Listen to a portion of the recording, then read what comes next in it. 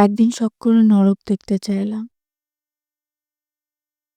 স্রষ্টা আমারে নরক দেখাইল। সারাদিন পর ঘরে ফিরে দেখলাম কেউ নাই। বুকের মধ্যে সারাদিনের জমানো কথা ছিল, শোনার কেউ নাই। এক আত্রা দীর্ঘ শ্বাস লুকানো ছিল,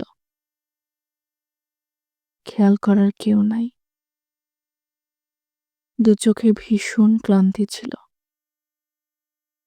শক্ত করে জড়ায় ধরার কেউ নাই।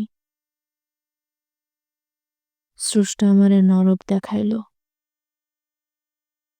সেই নরকে আগুন ছিল না, সেই নরকে আমার ঘর ছিল, আমার জমানো অনেক গল্প ছিল। কিন্তু কিন্তু সেই গল্প শোনার মানুষ ছিল না।